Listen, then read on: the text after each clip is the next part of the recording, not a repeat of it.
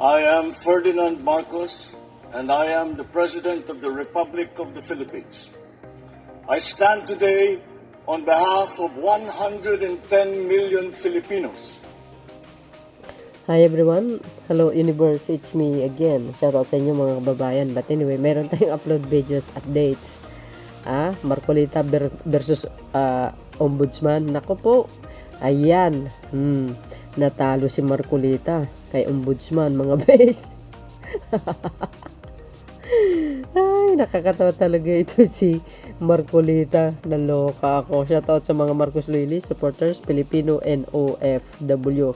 Bakit kanyo? Kasi sabi dito mga kababayan, basahin ko November 22, 2025. Motion ni Marcolita versus Ombudsman Remulla ibinasura. Hala. Bakit kaya? Ano kayang dahilan? Ito, basahin po natin para kompleto, detalyado. Motion ni Marcolita versus Ombudsman Remulla ibinasura. Ano pang dahilan? Paano? Pakinggan nyo Ibinasura ng Senado ang motion ni Senator Rodante Marcolita na obligahin si Ombudsman na buwing Remulla na ipaliwanag kung bakit siya sumang-ayon sa pahayag ni Senator Erwin Tulfo na minsay kailangan mong baluktutin ang batas. O, di ba? Yung bendalo nga, di ba nasabi niya yun?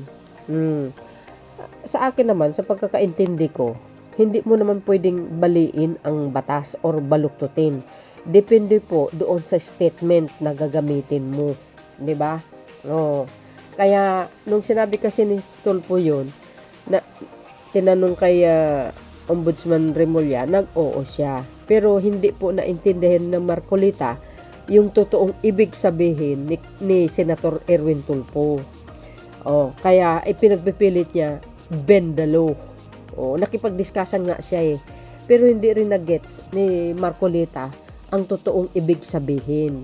Kung bakit nasabi ni Erwin Tulfo yun, ni Senator Tulfo yun. Hindi po niya intensyon na baluktutin ang batas. Pero kung napanood nyo kasi yung video yun, na yun mga kababayan, maintindihan nyo. Hindi po niya intensyon na baluktutin ang batas. Hindi po. Depende po doon sa paliwanag or doon sa sinabi po ng tawag dito, sinabi ng isang mambabatas na aayon doon din sa totoong balita. Nagets nyo ba ang ibig kong sabihin? Ang ibig kong sabihin, hindi naman po intensyon ni Senator Tulfo yung sinabi niya na baluktutin ng batas.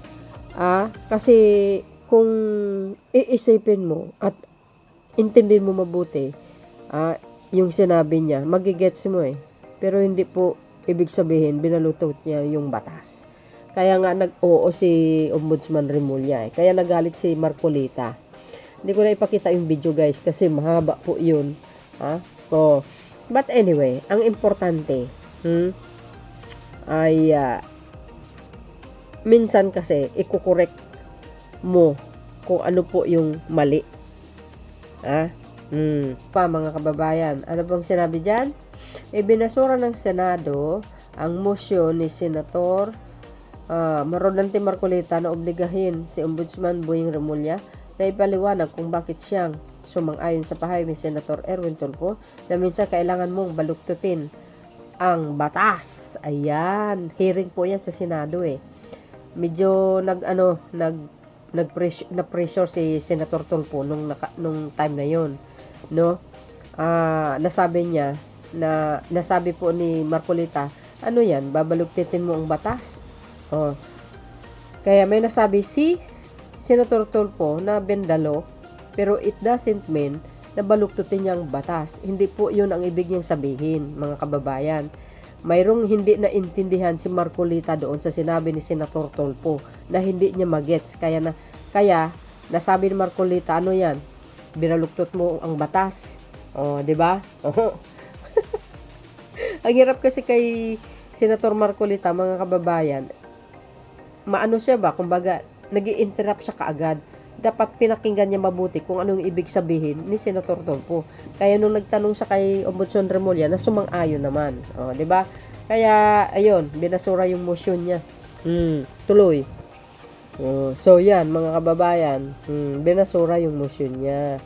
Kaya nang galaitin na naman si Marcoleta, guys. Ay, naloka ako. Kaya nga, sabi ko nga, alam nyo, no, hindi lang po sa mga diskusyon. Pagdating sa mga, ano ba, di ba tulad ng isang abogado, pag nagtatanong, kailangan pakinggan mo mabuti yung mga sinasabi niya bago ka mag-react. 'Di ba? Bago mo i-explain yung sarili mo. Kasi kung habang nagsasalita yung katunggali mo tapos magi-interrupt ka ng magi-interrupt tulad sa ginagawa ni Marcoleta, hindi mo magigets yung umpisa nung sinabi nung katunggali mo. So dapat pakinggan mo mabuti. Suriin mo mabuti yung sinasabi nung kalaban mo para maintindihan mo at para masagot mo ng tama. 'Di ba? Pero kung yung interrupt ka ng interrupt, ay hindi mo makukuha yung tamang kasagutan, mga bes. Kaya tuloy, naisip mo, parang binaluktot mo yung batas. 'Di ba? Na-explain na po sa kanya pero hindi niya tanggap. Pero gusto nga gusto na ipaliwanag ni Ombudsman Remulla. Gusto niya maipaliwanag ni Ombudsman Remulla. Kahapon ba yun ng isang araw? Diyan sa Senado. Kaya lang, nireject. Kumbaga, binasura yung motion ni Marcoleta ng mga senador. Hindi po sang-ayon doon sa sinasabi ni Marcoleta na ipaliwanag ni Ombudsman. Kasi mahaba pang istorya yan eh. Di ba? Mahabang diskusyon. Kasi alam nyo itong mga Duterte Black, laging may pasingit. Mga kababayan, yan ang ugali nila eh. Laging may pasingit, lahat kinukontra. Ang gusto nila sila ang tama. Pero hindi nila nakikita, mali din naman pala sila. 'Di ba? So yan ang nangyari. Kaya nga si Senator Marcoleta. So yun guys, ano po ang komento nyo dito? Kung sino po yung nakapanood dun sa hearing na yun. Hindi ko lang ipakita, masyadong mahaba po yun mga bes. Wala naman tayo knowledge, pero may nabasa po tayo. Nakikinig tayo sa mga expertong mga abogado. So yun guys, salamat sa inyong watching. See you again on my next upload. Bye bye and babush. God bless Philippines.